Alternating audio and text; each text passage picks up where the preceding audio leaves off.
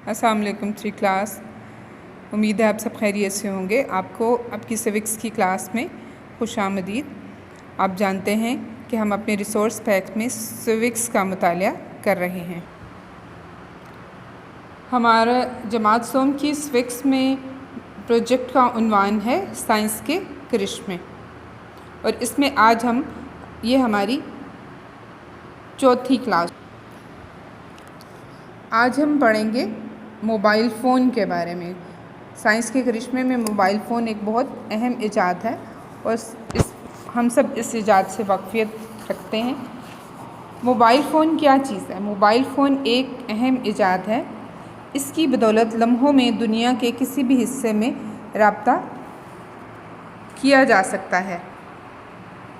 Mobile की phone की वजह से लोग न सिर्फ़ एक दूसरे की आवाज़ सुन सकते हैं बल्कि तस्वीरी तहरीरी पैगामात भी भेज सकते हैं।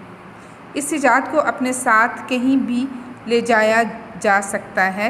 राब्ते के अलावा मोबाइल फ़ोन के और भी फ़ायदे हैं, मसलन अलार्म, कैलकुलेटर, कैमरा और ऐसी ही दीगर ऐप्स हमारे बहुत काम आती हैं। ये देखें, आप सब जानते हैं ये मोबाइल फ़ोन है। इसके बाद है कंप्यूटर। कंप्यूटर जैसे ये देखें, आप सब इसकी वाक़फ़ियत है इस चीज़ से। कंप्यूटर क्या है?